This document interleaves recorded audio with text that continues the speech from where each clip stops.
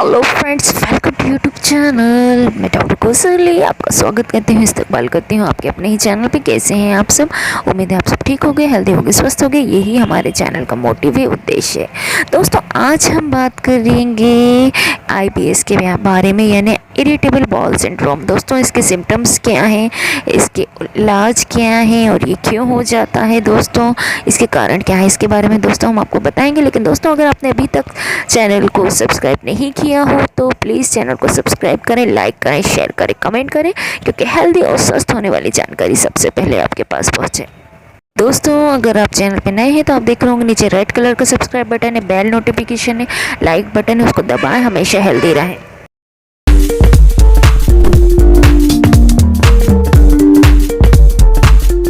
दोस्तों, शुरू करते हैं। दोस्तों, इरिटेबल बाउल सिंड्रोम एक तरह की बीमारी है जो बड़ी आंत को क्षति पहुंचाती है। इसमें व्यक्ति को पेट में दर्द, पेट में ऐंठन, दस्त होना, कब्ज या गैस जैसे सिम्टम नज़र आने लगते हैं। दोस्तों, यदि किसी व्यक्ति को ये समस्या लंबे समय तक प्रभावित कर रही है तो आपको चिकित्सक से संपर्क करना और निदान और उपचार करवाना चाहिए। दोस्तों, कुछ मामलों में आईबीएस गंभीर लक्षण व संकेत होने पर आंत में सूजन, क्रोहन रोग या अन्य रोगों का कारण भी बन सकता है। दोस्तों, इससे बहुत कम लोग पीड़ित होते हैं, लेकिन इन समस्याओं से बचने के लिए आपको अपने डाइट, आहार में कुछ परिवर्तन कर शरीर को हेल्दी कर सकते हैं। इसके अलावा कुछ लोगों में तनाव के कारण भी व्यक्ति में दस्त या पेट दर्द की समस्या होने लगती है। तनाव व चिंता को कम करने के लिए चिकित्सक या मनोचिकित्सक या मनोवैज्ञानिक से उपचार करवाने की सलाह देते हैं ताकि तनाव को कम करने में मदद कर सके। दोस्तों, आज हम आपको इरिटेबल बाउल सिंड्रोम क्या होता है इसके बारे में बताएंगे। दोस्तों, इसके बारे में हम आपको डिटेल बताएंगे कि इरिटेबल बाउल सिंड्रोम क्या है, इसके सिम्टम्स क्या है, इसके इलाज क्या है। तो दोस्तों, सबसे पहले हम जानें कि इरिटेबल बाउल के सिम्टम्स क्या हैं। दोस्तों, इरिटेबल बाउल यानी आईबीएस के सिम्टम अलग अलग व्यक्तियों के अलग अलग नज़र आते हैं, जैसे पेट में दर्द होना, मल त्यागने में कठिनाई होना, दस्त होना, कब्ज होना इरिटेबल बाउल के सिंड्रोम है। तो अन्य लक्षणों में सूजन होना, आप ऐसा महसूस करेंगे जैसे मल त्याग नहीं किया है। दोस्तों, आपके मल में सफ़ेद श्लेष्मण या इरिटेबल बाउल सिंड्रोम का दर्दनाक हो सकता है, लेकिन अन्य स्वास्थ्य समस्याओं का कारण नहीं बन सकता। तो आपके पाचन तंत्र को नुकसान पहुंचा सकता है। यदि सही समय पर निदान या उपचार नहीं किया जाए तो ये लक्षण और भी हो सकते हैं। दोस्तों, अब हम आपको बताएंगे कि इरिटेबल बाउल सिंड्रोम के कारण क्या है।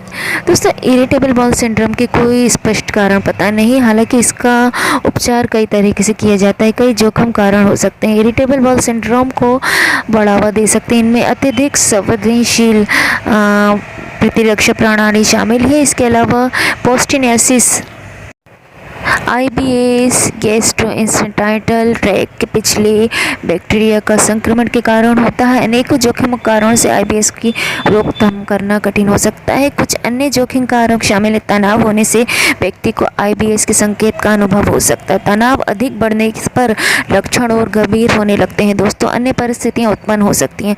महिलाओं के मासिक धर्म के दौरान, गर्भावस्था के दौरान, दोस्तों गर्भावस्था के समय हार्मोन बदलाव होने पर आईबीएस के सिम्टम बढ़ सकते हैं। दोस्तों, कुछ ऐसे खाद्य पदार्थ जैसे आईबीएस के कारण बन सकते हैं, जैसे मसाले, सेमफली, दूध, ब्रोकली, अल्कोहल आदि इत्यादि के यूज से सेवन से समस्या उत्पन्न हो सकती है। कुछ ऐसी बीमारियां जैसे दस्त, संक्रमण आदि के जीवाणु होने से आईबीएस के कारण बन सकते हैं। दोस्तों, हम आपको बताएंगे कि आईबीएस यानी इरिटेबल बाउल सिंड्रोम के निदान, डायग्नोसिस क्या है। दोस्तों, इरिटेबल बाउल सिंड्रोम आईबीएस का निदान करने के लिए चिकित्सक आपके लक्षणों के बारे में सवाल करेंगे और पुरानी बीमारी के इतिहास के बारे में जानेंगे। इसके बाद मरीज की शारीरिक परीक्षण करते हैं। कुछ मामलों में चिकित्सक अन्य स्वास्थ्य समस्याओं के निपटने के लिए परीक्षण का सुझाव दे सकते हैं, जैसे ब्लड टेस्ट, रक्त परीक्षण। कुछ इस परीक्षण में आपके रक्त का नमूना लेकर लेबोरेटरी में यानी प्रयोगशाला में भेजा जाएगा। दोस्तों, चिकित्सक आईबीएस के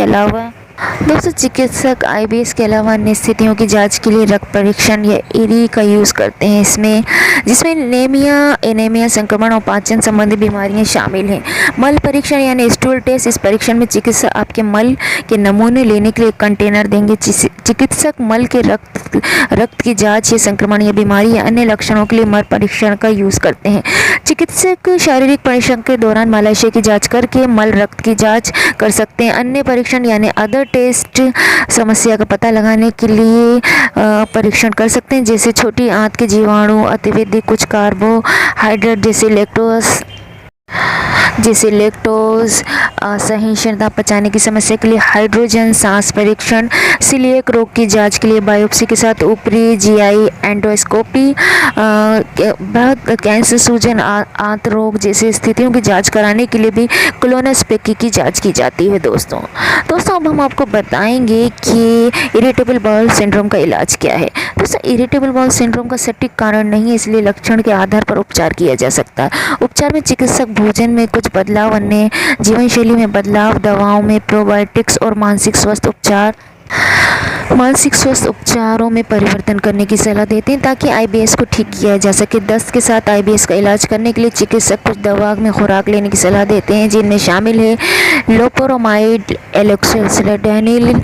कुछ मेंटल थेरेपी का सुझाव देते हैं, तनाव से बाहर निकलने में मदद कर सकते हैं, जैसे संज्ञानात्मक यानी कॉग्निटिव थेरेपी, व्यवहार थेरेपी, जो आईबीएस के लक्षणों को सुधारने के लिए विचार और व्यवहार पैटर्न को बदलने में आपकी मदद करती है दोस्तों।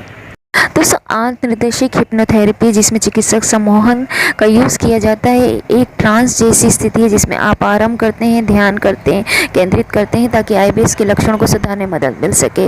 विश्राम परीक्षण, जो आपकी मांसपेशियों को आराम करने या तनाव कम करने में मदद करती है दोस्तों।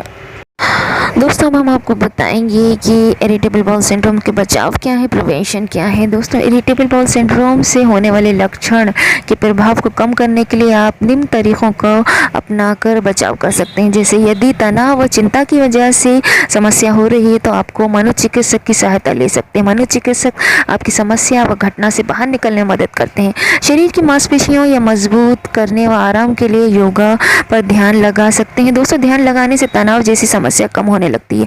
आपके दिमाग को शांत करने के लिए ट्रेनर ध्यान केंद्रित करवाते हैं और तनाव से बाहर लाने का प्रयास करते हैं। यदि दिन के कार्यों से बहुत ऊब जाते हैं तो आपको कोई ऐसे काम करने चाहिए जिसमें दिमाग में शांति हो, जैसे डांस करना, टीवी देखना या गाने सुनना। शरीर की श्वास कार्य को बेहतर बनाने के लिए गहरी सांस लेना चाहिए दोस्तों। आमतौर पर छाती से सांस लिया जाता है, लेकिन लंबी सांस लेने पर अलग अलग शांति अनुभव होती है दोस्तों। ये थे कुछ प्रिवेंशन बचाव जो आप आईबीएस से बचने के लिए कर सकते हो दोस्तों। ये था हमारा वीडियो आईबीएस के सिंड्रोम के सिम्टम्स, कारण, लक्षण। अगर आपको वीडियो पसंद आया हो तो प्लीज़ चैनल को सब्सक्राइब करें, लाइक करें, शेयर करें, कमेंट करें। Thank you for watching.